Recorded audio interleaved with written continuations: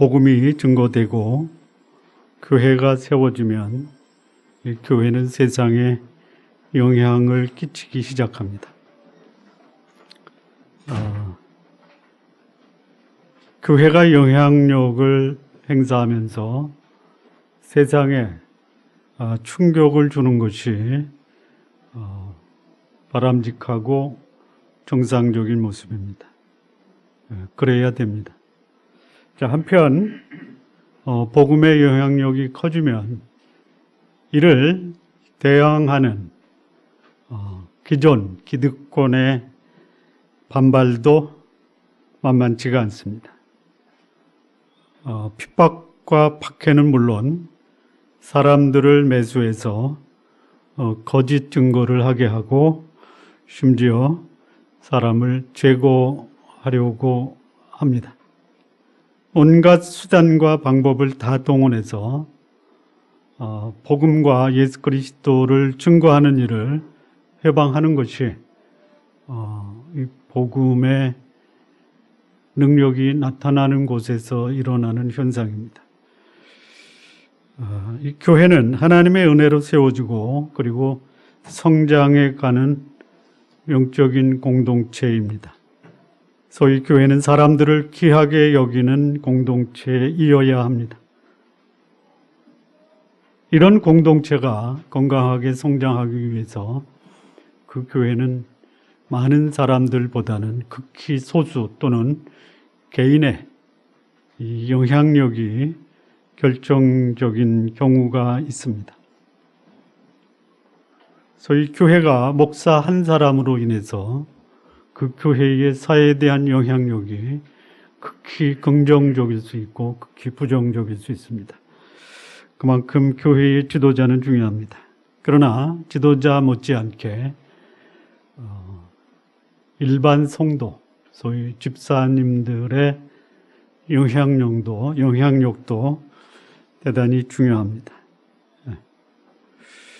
자, 이 초대교회의 영향력이 사도들의 영향력이 있었지만 그 영향력 못지않게 일반 성도들의 영향력도 대단히 중요한 역할을 합니다.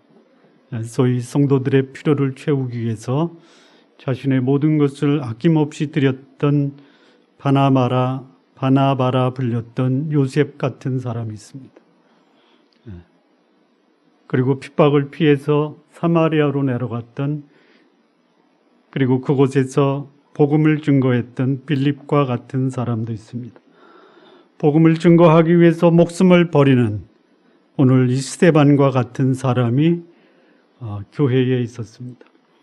우리 좋은나무 교회에도 바나바라 불리는 요셉 같은 사람이 세워지기를 바랍니다. 가는 곳마다 복음을 증거하는 빌립과 같은 분들도 세워지기를 바랍니다. 복음을 증거하기 위해서 목숨까지 버렸던 스데반과 같은 분들도 계시기를 바랍니다. 아멘을 다 하셨는데 손을 들어서 표시 한번 해볼까요? 나는 바나바와 같은 요셉처럼 되고 싶다.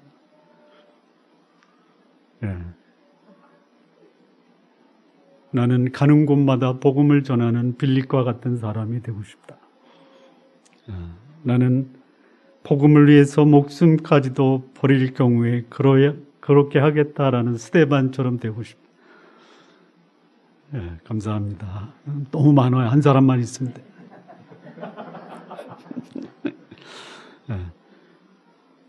자, 복음으로 사는 사람은 그가 복음으로 살았다라는 이 증거를 가지고 있어야 되고요. 그리고 그 복음을 증거하면서 살아야 되는 책임이 있어야 됩니다. 우리가 이 땅에 육신을 입고 왔기 때문에 육신적 필요를 할 수만 있다면 풍족하게 채우시되 그 풍족한 육신적 필요가 여러분의 삶을 오히려 황폐하게 하지는 말게 하시기 바랍니다. 자신의 육신적 목표를 사는 것 결코 나쁜 것이 아닙니다. 왜? 육신을 입고 있기 때문에 그렇습니다. 그러나 그것을 넘어서 육신적 목표도 채우되 그 이상의 삶을 살아야 되지 않겠느냐. 자신뿐만이 아니라 다른 사람을 위해서도 살고 있다라는 것을 보여줄 수 있는 사람이 신앙인입니다. 또한 내가 가지고 있는 신앙, 또 내가 살아가는 삶에 대해서 우호적이지 못한 경우도 있습니다. 그런 상황과 환경에서도 나의 삶에 대해서 비판적인 자세를 취하는 사람들에게 감동을 주고 또 나가서 도전을 주는 삶을 살아야 되지 않겠냐라는 것입니다. 특별히 오늘 스데반이 보여주는 삶 속에 하나는 뭐냐면 언어의 문제입니다. 언어. 할 수만 있다면 여러분이 누군가를 무시하고 외면하고 그리고 그를 무시하는 것이 사람을 상처 주는 것이 아니라 무심코 내뱉은 말이 사람들에게 상처를 줍니다. 우리말에 이 언어와 관련해서 우리가 익히 알고 있는 소위 속담들이 많죠. 한번 교독을 하겠습니다. 가는 말이 고와야 말 한마디로 이거는 하나님 믿지 않는 사람도 하나의 상식으로 알고 있는 말입니다. 근데 그것이 성경이 말하는 소위 바람직한 신앙생활하는 사람들이 사용하는 언어의 모습입니다. 한번 여쭤보겠습니다. 여러분 누군가를 비난할 때 시원합니까? 누군가를 위로하고 격려할 때 시원하십니까? 안 해봐서 잘 모르시죠. 일부 예배 때 보니까요, 격려하고 위로하는 말을 할 때 시원하다라고 대부분 얘기하시더라고요. 우리 2부 예배 드리는 분들도 비난하고 지적하는 것보다 위로하고 격려하는 말을 할 때 시원하시죠? 그렇게 하시기 바랍니다. 심지어 이 말을 가지고 자기를 비난하는 사람들의 마음까지도 잠잠케 했다라는 사람이 스데반입니다. 그런데 말로 다 이기지 못하니까 이제는 노골적으로 그런 은혜스럽고 덕이 되는 말을 하는 복음으로 사는 이 스데반을 경계하고 급계하는 그를 죽이는 상황까지 갔다라는 것이에요. 여러분 말 잘하면 사람들에게 칭찬도 받지만요, 그것이 사람들에게 경계의 대상도 되고 더 나아가서 그것이 자신의 목숨까지도 위협을 당하는 경우도 생길 수 있다라는 것이에요. 우리가 신앙생활을 하기 때문에 우리 사는 삶의 환경에서 반드시 불리한 것은 아닙니다. 또는 세상에서 박해와 핍박만 받는 것이 아닙니다. 예수 믿기 때문에 그의 인격으로 사람들에게 사랑과 존경받는 삶을 살 수 있습니다. 그러나 하나 더 염두에 둬야 될 것은 뭐냐? 예수 믿기 때문에 세상에서 존경과 칭찬을 받되 또는 박해와 학대도 받을 수 있다라는 것이. 예수 믿고 삶의 변화, 사람을 감동시키는 삶을 살 때 그 삶이 오히려 누군가에게는 위협이 될 수가 있습니다. 그러면 바람직한 신앙생활하는 사람이 어떤 사람에게 위협의 대상이 되면 그들로부터 거절도 당하고 박해도 당하고 핍박을 받을 수도 있습니다. 거기에 반응하지 마십시오. 그럴 수 있다라는 것은 인식하되 그것에 반응은 하지 마십시오. 이 초대교회 성도들은요, 칭찬도 받고 박해도 받았는데 박해를 받은 이유는 뭐냐? 기존의 기득권 또는 그 전통과 지금까지 살아왔던 삶의 그 문화를 변혁시키는 이 변화의 삶을 요구했기 때문에 그들이 비난과 박해와 학대를 받습니다. 우리 기독교 신앙은 지금까지 살아왔던 그 삶을 그대로 유지하면서 그 또 다른 가치를 수용하는 것이 아니라 지금까지 살아왔던 그 삶의 방식 또는 전통 가치를 변화시키는, 그리고 변혁을 일으키는 삶을 살아야 되는 것이 기독교 신앙입니다. 소위 사람들이 익숙했던 그 삶의 전통과 문화를 송두리째 바꿔야 하는 것이 바로 우리 기독교 신앙입니다. 그러면 지금까지 살았던 삶의 익숙한 환경, 문화, 전통을 내려놓아야 되고, 그것으로 인해서 자신의 삶을 살았던 사람들에게는 대단한 위협적 요인이 될 수 있습니다. 결코 수용하기가 어렵다라는 것이. 그래서 당시의 유대인들에게는 이 복음을 전하는 복음 증거자들이 경계의 대상이고, 그리고 세상을 향해서 예수 그리스도를 증거하는 사람들에게는 그들은 핍박과 박해의 대상으로 삼을 수밖에 없었다라는 것입니다. 자, 이럼에도 불구하고 예수 그리스도 복음에 합당한 삶을 사는 사람에게는 지금까지 살았던 삶의 모습이 아닌 전혀 새로운 삶의 모습이 있습니다. 사도가 아닌 일반 성도들 중에도 모범이 되는 사람이 나타납니다. 그 사람이 오늘 본문이 말하는 스데반이라고 하는 사람입니다. 이 스데반이 보여준 삶의 모습, 이거는 결코 불가능하거나 우리와 같은 사람과는 상관이 없는 것이 아니라 오늘 우리도 살 수 있고 우리도 그렇게 살아야 되고, 그 삶은 결코 불가능하거나 하기 어려운 것이 아니다라는 것이, 다만 그 삶을 모르고 있다든지 아니면 그 삶을 살고자 하는데 내 마음이 열려있지 않다라는 것입니다. 도대체 이 초대교회에 영향을 주었던 이 스데반 집사가 어떻게 살았길래 그가 그 시대에 그의 삶을 통해서 수많은 사람들에게 도전도 되고, 또는 그 삶을 통해서 그는 순교를 하는 박해까지 받았는가? 여러분, 이렇게 사시면 됩니다. 궁금하시죠? 그런데 오늘 우리가 읽었던 그 본문에 스데반이 그렇게 살았던 삶의 교훈과 비밀을 말해주고 있습니다. 첫 번째입니다. 8절 말씀을 좀 보시죠. 스데반이 은혜와 권능이 충만하여 큰 기사와 표적을 민간에 행하니, 이렇게 살면 세상에서 인정도 받고 이 삶이 세상에서 핍박과 박해를 받을 수 있습니다. 한번 여쭤보겠습니다.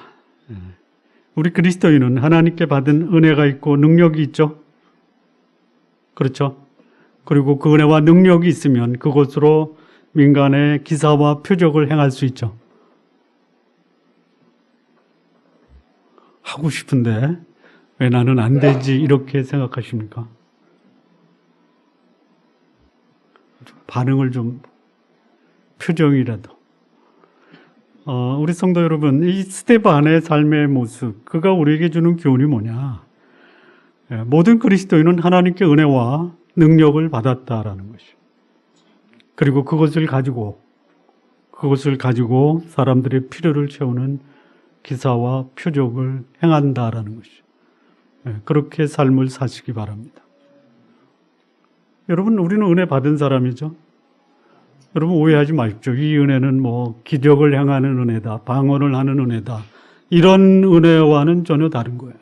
그럴 수도 있지만 우리는 기본적으로 나는 하나님 앞에서 멸망당할 죄인이고, 우리는 하나님의 형벌 가운데 있었던 자, 하나님의 은혜로 우리는 구원받아 하나님의 자녀가 되고 영원한 생명을 소유하고, 그리고 하나님과 함께 더불어 하나님의 뜻을 추구하는 삶을 살아가는 하나님의 은혜를 받은 사람, 그리고 성령이 내 안에 들어와 성령이 내 속에서 능력을 행사할 수 있는 사람이다 라는 것입니다. 동의하십니까? 예. 오히려 민간을 위해서 기사와 표적을 행하는 것보다 더 중요한 것이 뭐냐? 하나님의 은혜와 능력을 받는 삶이 훨씬 더 선행되고 그 삶이 있는 사람, 하나님은 그를 통해서 민간에 큰 기사와 표적을 행하시는 분이에요. 그런데 하나님의 은혜가 내 안에 있어요. 성령이 내 안에 거하십니다. 그런데 그 은혜와 그 성령의 능력이 내 속에서 역사하고 있느냐라는 거죠. 하나님의 은혜가 없어서 내 안에서 기사와 표적이 일어나지 않는 것이 아니고 성령의 능력이 내 안에 없기 때문에 내 삶 속에서 기사와 능력이 일어나지 않는 것도 아닙니다. 내 안에 거하고 계신 하나님의 은혜와 성령의 능력이 전혀 내 속에서 아무런 능력과 역사를 일으키지 못하고 있는 내 오늘의 삶의 모습이 민간이 원하는, 내 주변의 사람들이 원하는 기사와 능력이 나타나지 않고 있다는 것이. 여러분, 기사가 뭡니까? 여기 기사는 영어로 원더입니다. 원더. 원더보다는 우리는 원더풀이 더 익숙하죠. 원더풀은 뭐냐? 원더의 형용사입니다. 놀라운. 그러면 원더는 뭡니까? 놀람입니다. 놀람. 전혀 예상치 못한 크고 놀라운 일들이 벌어지는 것을 기사다라고 합니다.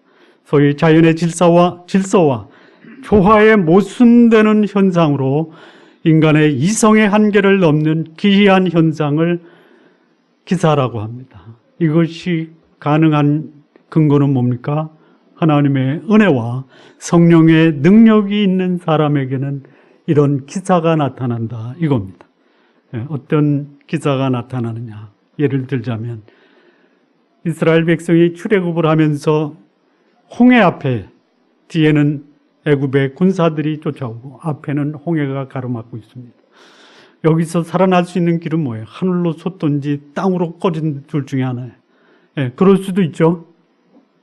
그럴 수도 있습니다.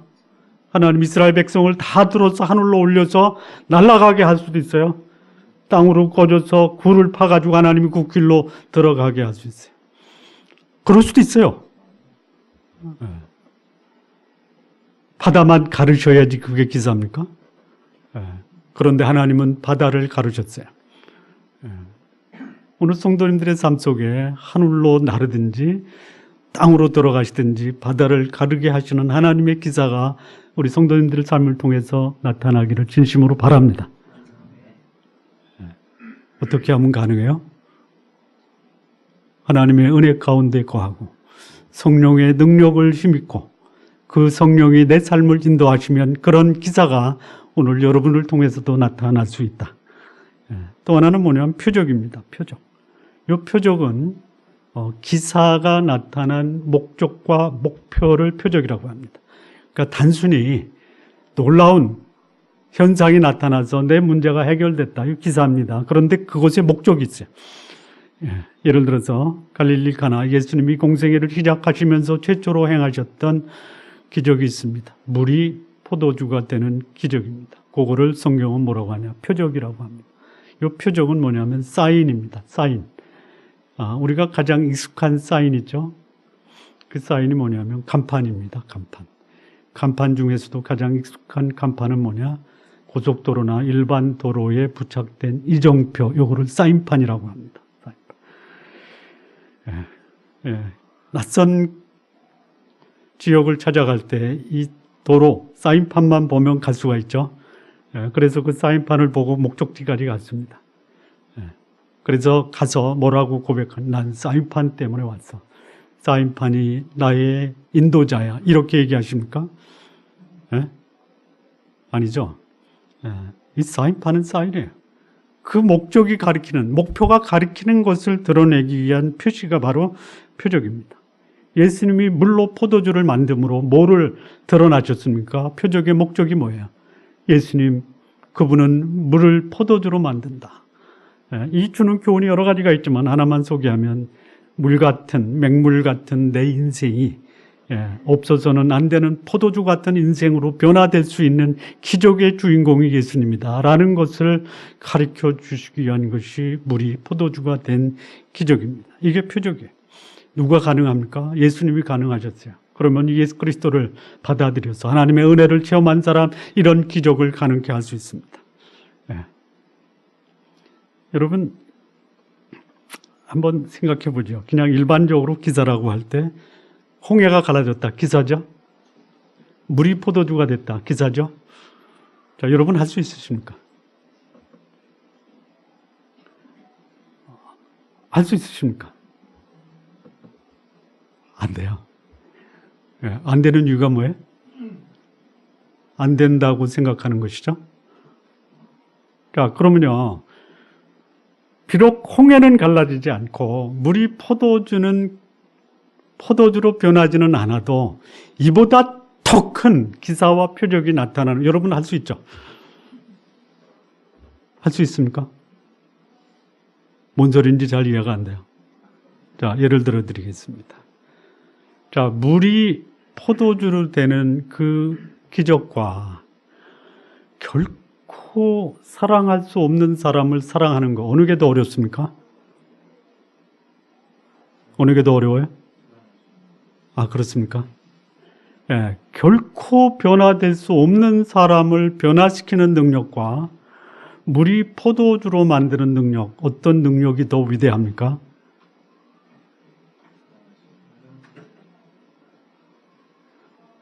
홍해는 가를 수 없어도 결코 변할 것 같지 않은 사람을 품고 그를 변화시키는 사람, 여러분 어떤 거를 택하시겠습니까? 자, 여러분 생에서 일어나는 거, 홍해가 갈라지는 그런 기적을 행하기를 원하십니까? 결코 변하지 않는 내 자식이 나를 통해서 변화되는 것을 원하십니까? 자식은 몰라도 남편이 변화되기를 원하십니까? 예?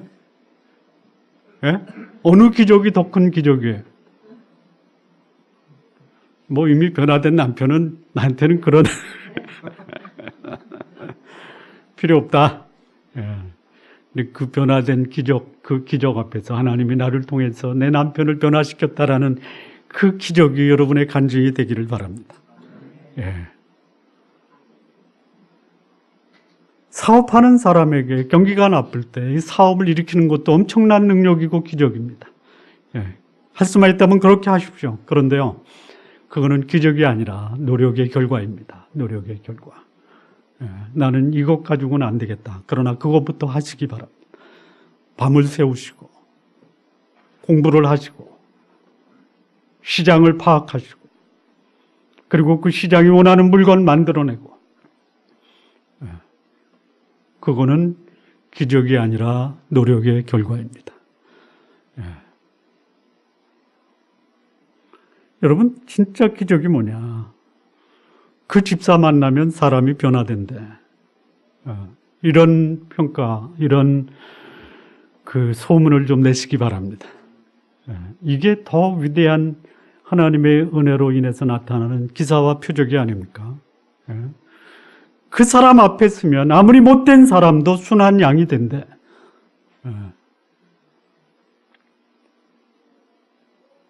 그러니 그런 기사와 표적을 통한 기적, 이거를 바라기보다는 내가 먼저 하나님의 은혜와 성령의 능력 안에 거하는 삶, 이게 훨씬 더 중요한 것이에요. 스데반이 오늘 우리에게 주는 그 교훈이 뭐냐?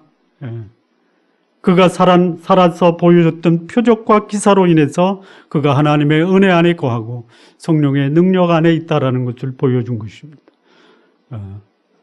여러분에게 능력이 안 나타나고 표적이 안 나타나는 그 이유보다 더 중요한 것이 뭐냐? 오늘 내가 하나님의 은혜 가운데 성령의 능력으로 삶을 살고 있느냐? 이것을 오늘 스데반에게서 배우시기를 바랍니다. 두 번째입니다. 스데반이 오늘 이 시대를 살아가는 신앙인들에게 주는 교훈. 10절 말씀인데요. 10절. 스데반이 지혜와 성령으로 말함을 그들이 능히 당하지 못하여. 자, 신앙인이 사용하는 이 언어, 누구의 인도함을 받아야 되느냐? 성령의 인도함을 받아서 지혜롭게 말하고 그것으로 사람들을 감동시켜야 된다라는 것입니다.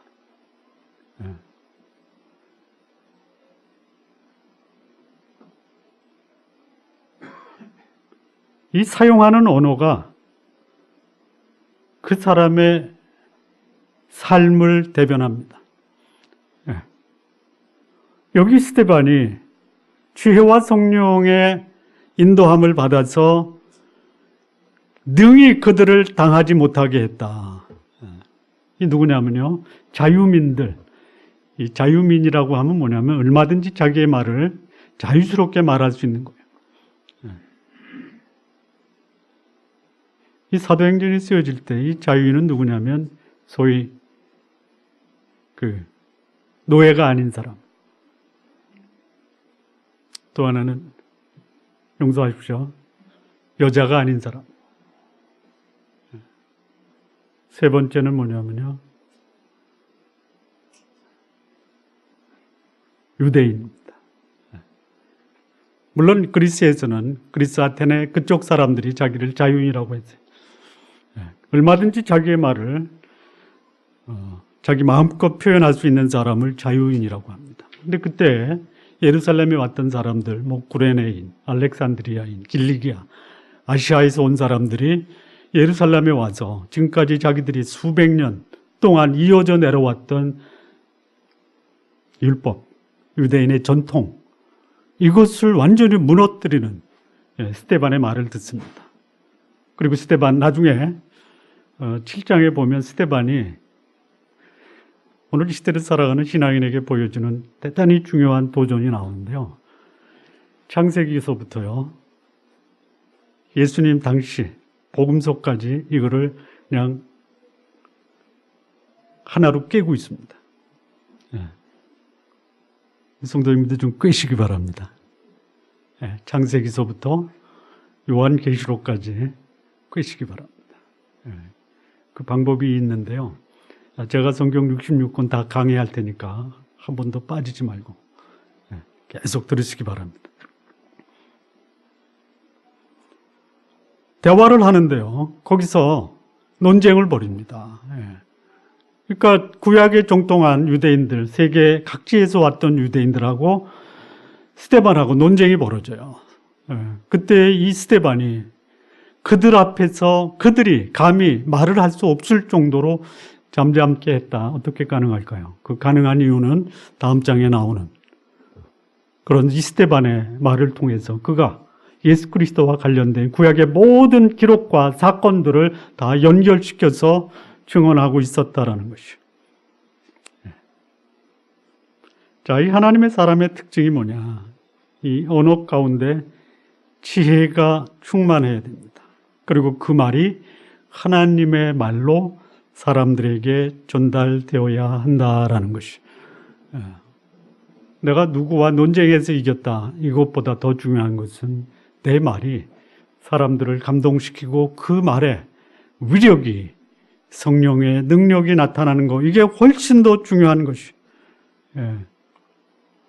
아까도 말씀을 드렸다시피 자기를 변호하고 자기를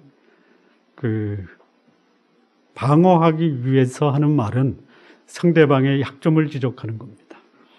그거는 계속 다툼과 분쟁, 갈등과 대립만 일으킬 뿐이에요. 내 말에 하나님의 능력이 있고 성령의 능력이 나타나는 말로 사람들에게 기쁨을 주고 소망을 주고 그리고 그 말에 감동을 줘야 되는 이 말을 우리 신앙인들이 해야 됩니다.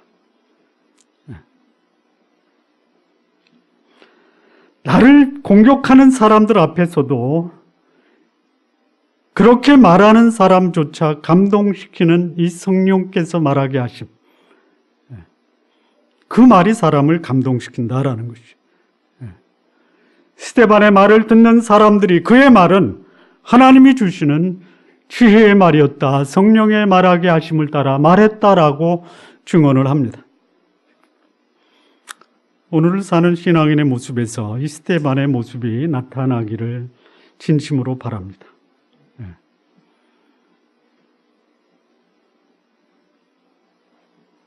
우리 성도님들, 여러분이 듣는 말로 인해서 상처를 입을 경우도 많죠.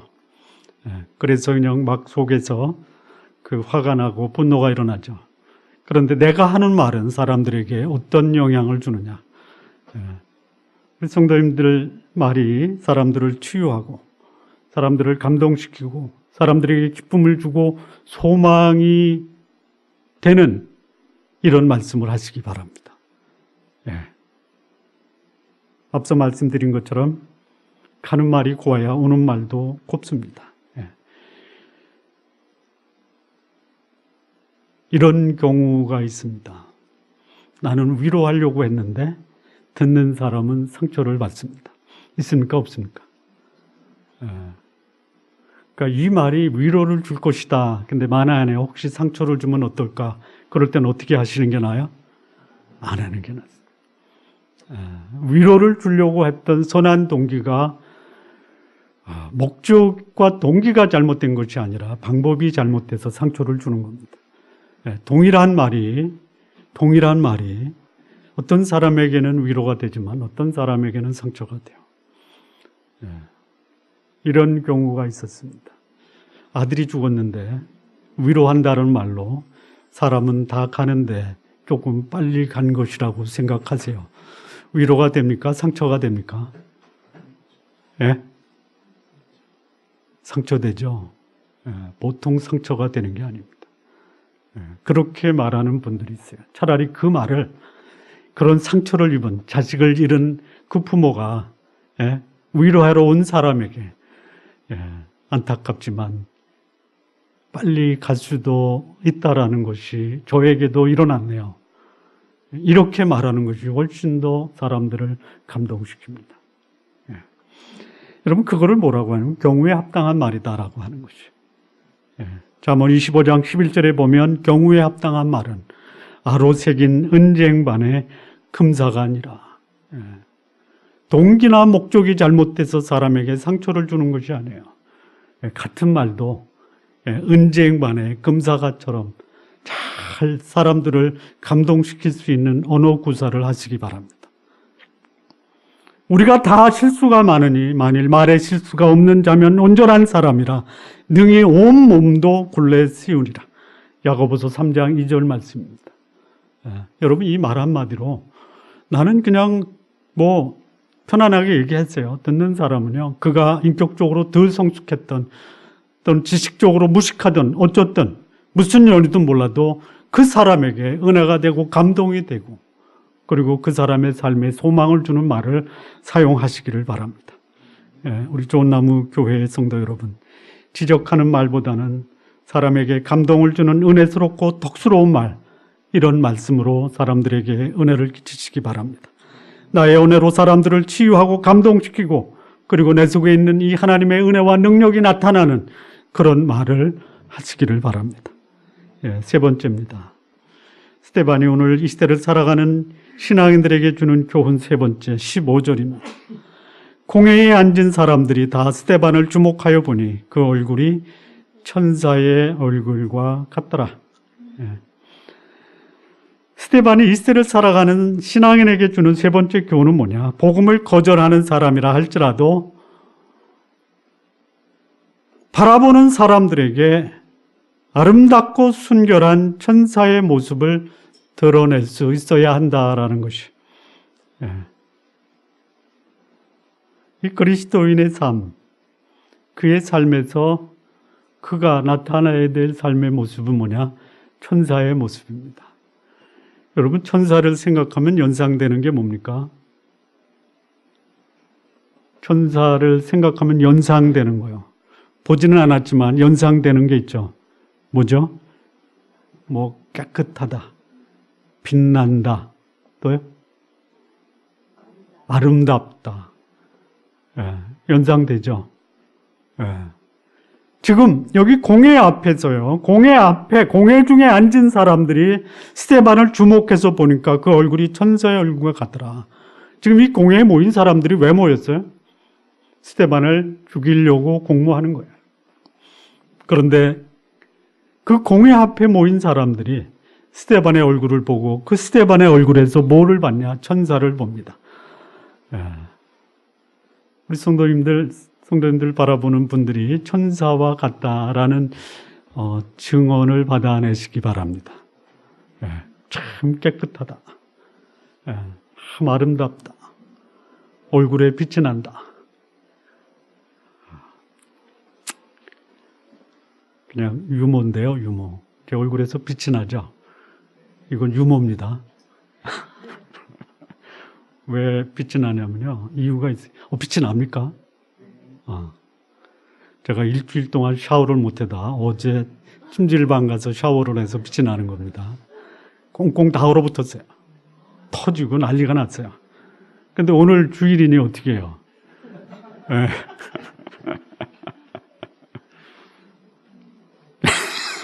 오해하지 마십시오. 저는 뭐 깨끗하고 순결하고 거룩하고 빛나는 천사가 아닙니다. 네. 더럽게 살아도 목욕탕 가면 빛이 날 수 있습니다. 자, 여기 스데반의 얼굴에서 그가 얼마나 순결하고 깨끗한 삶을 살았기에 그 얼굴이 천사처럼 빛났냐라는 거예요. 복음 안에서 복음으로 삶을 사는 사람들은 그를 핍박하는 사람이라 하더라도 그 얼굴에서 천사의 모습을 드러낼 수가 있어요. 그래서 사람들이 얼굴은 저렇게 빛나야지라고 인정과 칭찬을 받는 것이 신앙인의 삶의 모습입니다. 또 한편으로 그렇게 얼굴에 빛이 나고 천사처럼 광이 난다 하더라도 스데반은 죽임을 당합니다. 핍박 그리고 칭찬과 인정, 이 균형 감각을 갖고 살아가는 거 신앙인의 삶의 모습입니다. 나는 왜 핍박만 받느냐? 그렇지 않습니다. 칭찬도 받아야 됩니다. 만약에 칭찬만 받는다, 칭찬만 받기 원한다, 어떻게 살면 되냐면요, 모든 사람과 타협하면 돼요. 아니, 핍박만 받는다. 나는 핍박을 위해서 태어났다. 그러면 그렇게 살면 돼요. 경직되고 편협되고 사람을 비난하고 정죄하면 나는 핍박을 받는 것입니다. 소위 바람직한 신앙인의 모습, 순결하고 깨끗하고 빛나는 삶으로 사람들의 칭찬을 받고 그 깨끗하고 거룩한 삶이 그렇지 못한 사람들에게 비난과 핍박을 받는 것, 이게 신앙인의 삶의 모습입니다. 스데반 집사의 삶, 이 시대를 살아가는 모든 그리스도인에게 기감이 되는 삶의 모습입니다. 타협하지 않고 그러면서도 거룩하고 깨끗한 삶을 살아가는 그 삶의 모델이 된 사람이 바로 스데반입니다. 우리 시대에 이 그리스도인으로 살아가는 사람들 중에 소위 그냥 일반 성도들이 그렇게 살지 못한다라는 것은 충분히 이해도 되고 그럴 수밖에 없겠다라는 상황도 이해가 됩니다. 그러나 소위 기독교 지도자라고 하는 사람들이 칭찬보다는 조롱과 비웃음의 대상이 된 것, 이것이 안타깝다라는 것이, 칭찬은 받지 못하고 핍박도 받지 않는다고 하는 것, 그것까지는 얼마든지 그럴 수 있겠다라고 하지만 더 이게 조롱과 비웃음의 대상이 된다라는 것은 오늘 우리 시대에 하나님의 사람들이 깊이 반성해야 될 모습입니다.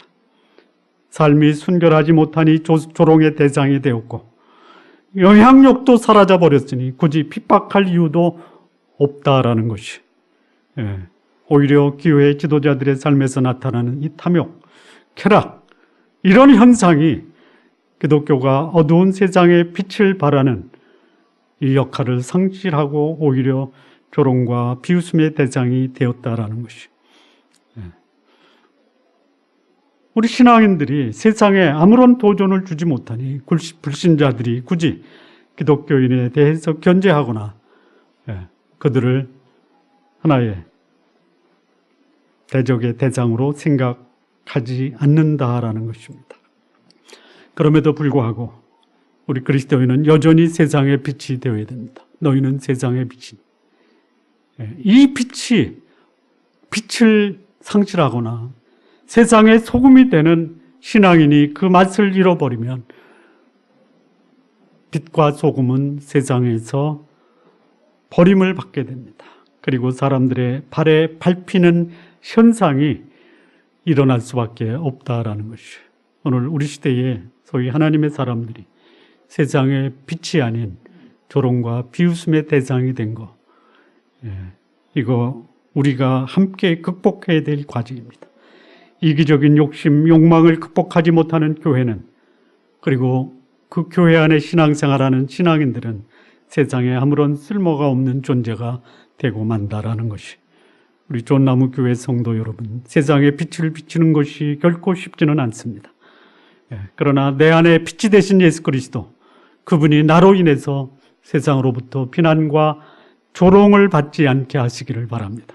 할 수만 있다면 나의 삶에 빛이 되신 예수 그리스도 그분을 드러내고 순결하고 거룩한 삶으로 예수 그리스도가 나를 통해서 천사의 얼굴로 드러나게 하시기를 바랍니다. 마무리 짓겠습니다. 적어도 제대로 신앙생활하는 신앙이라고 하면 오늘 스데반 집사가 보여주는 이 모본이 우리의 삶을 통해서 이 땅에 드러나게 하시기를 바랍니다. 하나님의 은혜가, 또 하나님의 능력이 내 속에서 역사함으로 그것이 사람들의 필요를 채울 수 있는 기사와 표적으로 드러내는 삶을 사시기 바랍니다. 또한 지혜로운 말을 해서 사람들의 마음을 위로하고 감동을 줄 수 있는 언어 사용을 각별히 신경 쓰시면서 사시기 바랍니다. 또한 복음을 거절하는 사람들에게조차 아름답고 거룩한 천사의 얼굴을 우리 성도님들의 얼굴에서도 나타나게 하시기를 바랍니다. 우리 존나무교회 성도 여러분, 이 시대에 하나님의 사람의 모본인 이 스데반 집사의 삶이 우리 성도님과 저의 삶 속에 나타나기를 진심으로 바랍니다. 조롱과 비웃음의 대상이 된 소위 이 시대의 기독교인들이 오히려 성령의 인도함을 받고 하나님의 은혜와 능력으로 세상을 변화시키는 반전의 삶이 우리 성도님들을 통해서 나타나시기를 진심으로 바랍니다. 기도하시겠습니다.